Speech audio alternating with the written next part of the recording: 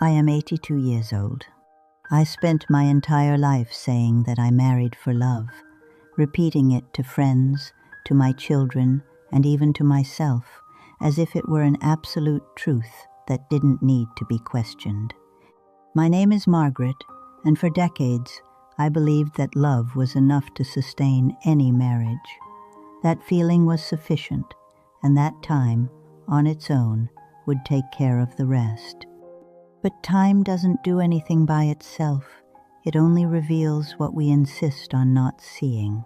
And it was only now, when most of my life is already behind me, that I understood something that might have changed everything if I had realized it sooner.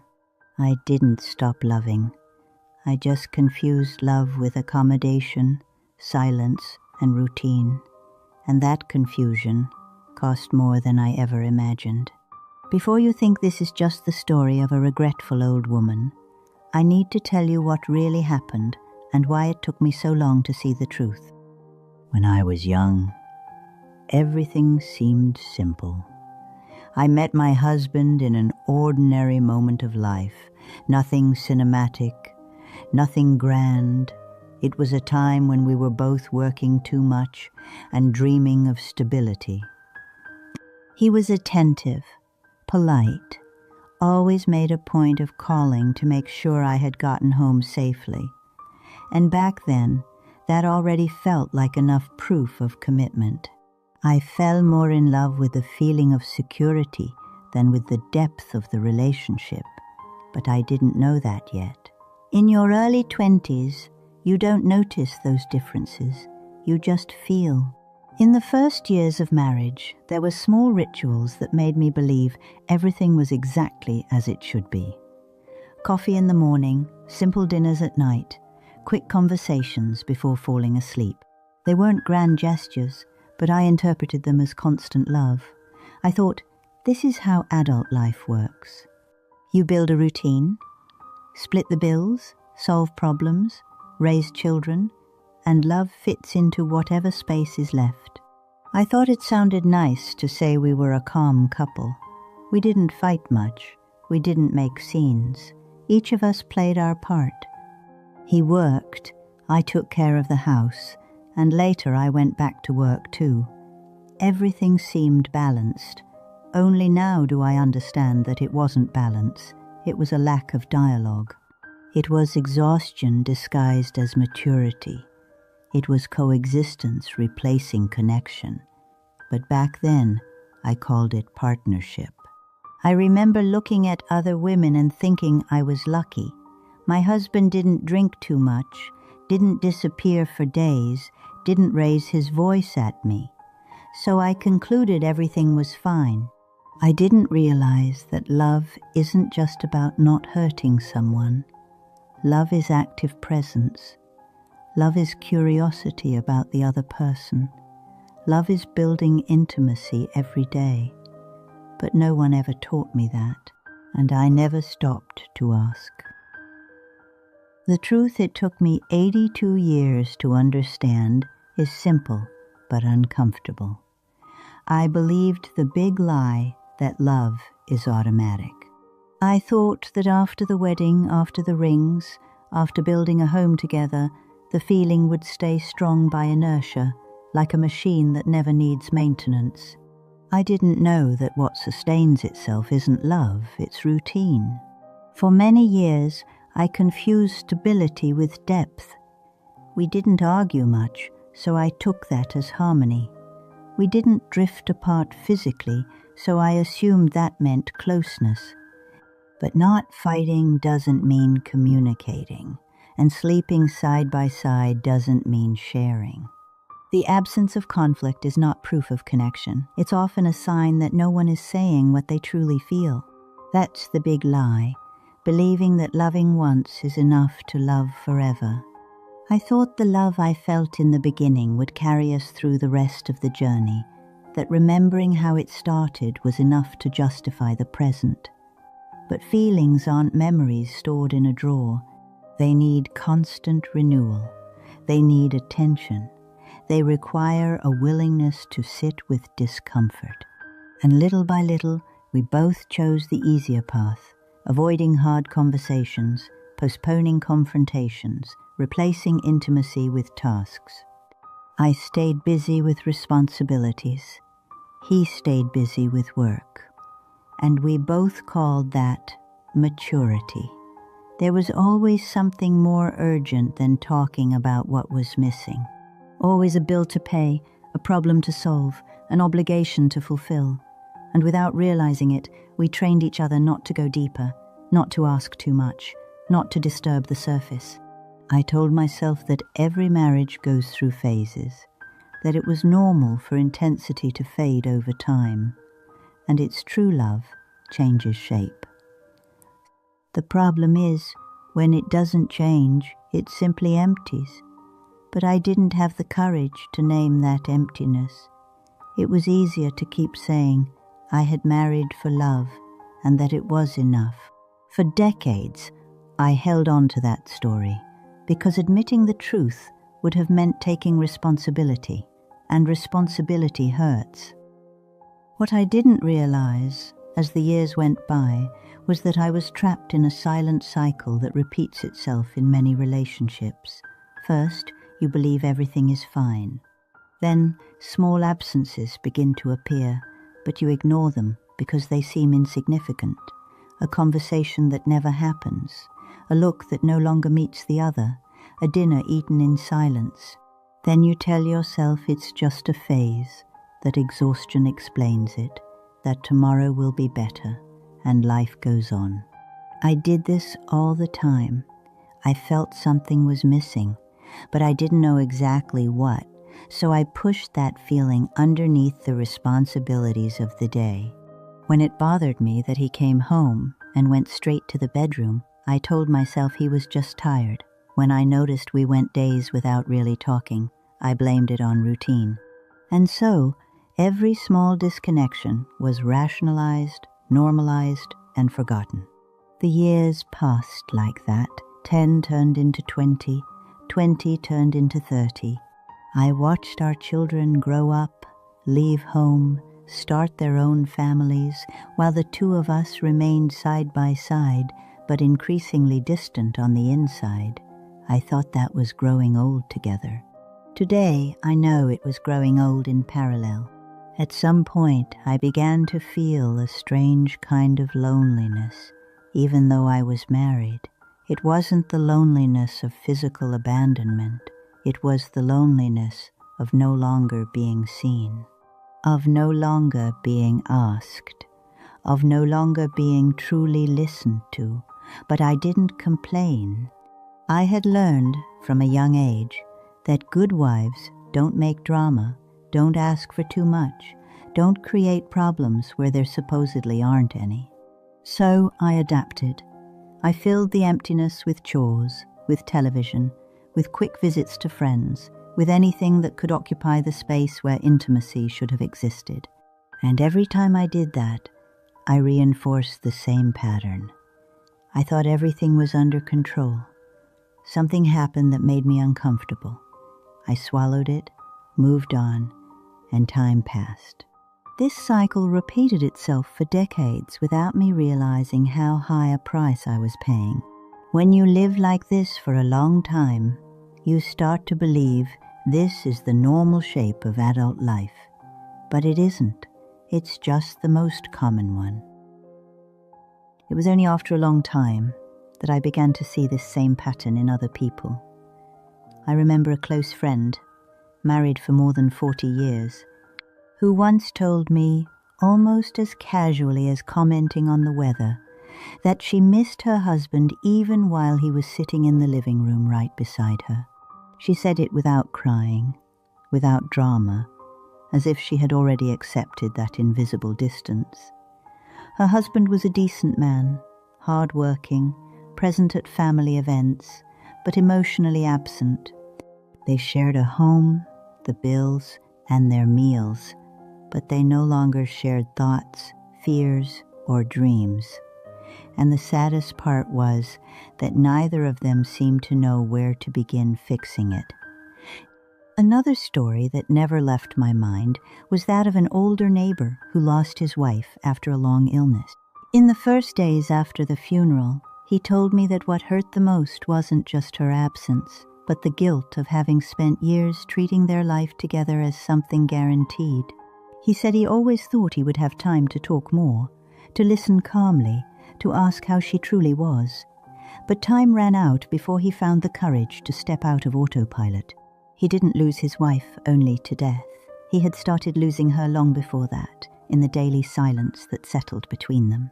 These stories affected me differently because they were reflections of what I myself was living. They weren't extreme cases. There were no affairs or major tragedies. They were relationships that died slowly, politely, while everyone kept going through their routines. And that's what makes this kind of loss so dangerous. It doesn't arrive screaming. It arrives in small doses, in repeated days, in postponed conversations. I began to realize it wasn't an individual failure, it was a collective pattern. Good people with sincere intentions, believing that physical presence is the same as emotional connection. Entire couples growing old together without truly accompanying each other on the inside. And I was right there in the middle of it, repeating the same mistake, still without the courage to face it. The moment everything became clear to me didn't happen in a hospital, or at a funeral, or in any dramatic situation. It happened on an ordinary morning, inside our own home. I was sitting at the kitchen table, holding a cup of coffee that had already gone cold, while he was getting ready to leave. He said something about his day, I answered automatically, and within a few minutes the door had closed behind him. It was only after the silence filled the room that I realized something simple and devastating. I wouldn't be able to tell you what he was really feeling at that stage of his life, and, most likely, he wouldn't be able to say the same about me. I stayed there, staring at the wall, trying to remember the last deep conversation we had. I couldn't. I could remember appointments, grocery lists, overdue bills, but not a recent moment when we had talked about fears, dreams, or frustrations. That's when it hit me. I had been married for more than 50 years to someone who had slowly become a familiar stranger. The pain didn't come in the form of tears. It came as a weight in my chest, a sense of emptiness that had no name. I realized that we hadn't fought, we hadn't separated, we hadn't done anything wrong in the traditional sense. We had simply stopped investing in each other. And when you stop investing for long enough, the bond doesn't break, it wears down. In that instant, I understood that it wasn't enough to say I had married for love. Love without care turns into habit. Love without presence turns into coexistence. Love without dialogue turns into shared silence. And I had spent decades calling that normal.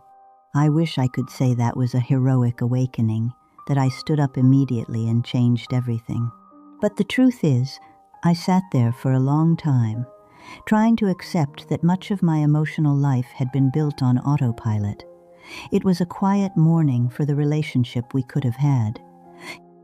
After that day, I understood that simply recognizing the mistake wasn't enough. If I wanted the years I still had left to be different, I would have to act differently. And acting, in my case, didn't mean big declarations or dramatic promises. It meant taking responsibility for my part. For a long time, I waited for him to notice the distance between us and take the initiative.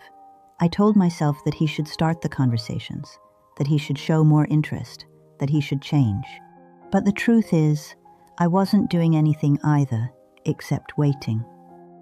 The first change I made was simple, but uncomfortable. I started asking questions that went beyond the surface, not about bills or commitments, but about how he was feeling. At first, his answers were short, almost defensive. He wasn't used to that kind of question, and I wasn't used to insisting gently. It felt strange for both of us. But I realized that intimacy doesn't come back on its own. It has to be rebuilt with consistency. The second change was stopping myself from accepting silence as the norm. If something bothered me, I spoke up, not with accusations, not with shouting, but with clarity. I said when I felt distant, when I needed more presence, when I missed connection.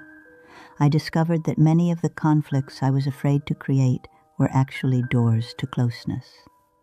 The discomfort of an honest conversation was smaller than the weight of yet another year in silence. I also had to look at myself. For decades, I hid behind the role of the balanced wife, the woman who doesn't complicate things, who doesn't ask for too much. I realized that this posture wasn't maturity, it was fear of confrontation, and that fear cost me closeness. When I started positioning myself more honestly, something changed. Not magically, not like in the movies, but gradually and in a very real way. We didn't go back to being the young couple from the beginning, and I didn't even want that. What began to emerge was something different. A conscious attempt to get to know each other again after so many years. It didn't always work. Sometimes we fell back into old patterns. But for the first time in a long while, there was intention. And intention changes the direction of things. I had to reach 82 years old to understand that many times it's not the lack of love that destroys a marriage, it's the lack of attention. And now, I need to ask you some questions I wish someone had asked me when I was still in my 40s, 50s, or 60s. Are you truly satisfied with the relationship you're building, or are you simply used to it? Do you have the courage to admit that what you call stability might actually be emotional distance? How many important conversations are you postponing because you believe there will still be time? How often do you think tomorrow will be better to talk, to listen, to show interest only for tomorrow to turn into just another day like all the others? I spent decades believing that the initial feeling was enough of a guarantee, and only very late did I realize that emotion without daily practice turns into memory. And above all, I want you to ask yourself what truly matters in your emotional life today. Not what seems right to others, not what is comfortable, but what is real. If you kept living exactly the way you are now for the next 20 years, would the result make you proud or full of regret? I asked myself that question too late, but you can still ask it now. I am 82 years old, and I'm not telling this story to say that everything was a mistake. I did marry for love. The feeling was real. What wasn't real was the idea that it would sustain itself. Love is not something you feel once and keep as a lifetime guarantee. It requires practice, uncomfortable conversations, daily attention, conscious choice. When those things are missing, the relationship doesn't explode. It simply becomes shallower and shallower, until one day you realize you shared an entire life without truly sharing yourself. If I could go back in time, I wouldn't change the person I married. I would change the way I behaved inside the relationship. I would have asked questions sooner. I would have listened with more interest. I would have spoken up when something bothered me, instead of pretending to be mature just to avoid conflict. I would have understood that presence is not being in the same house, it's being emotionally available. I can't rewrite the past, but I can live the years I still have with more awareness. And you, who are listening to me now, still have an advantage I no longer do. Enough time to act before routine turns love into habit. Don't wait decades to realize what's missing. Don't treat coexistence as automatic connection. If this reflection resonated with you, share this video with someone who needs to hear it, and write in the comments what you're postponing in your emotional life today. And if you want to keep hearing real stories that might help you avoid future regrets, subscribe to the channel. There is still time to do things differently.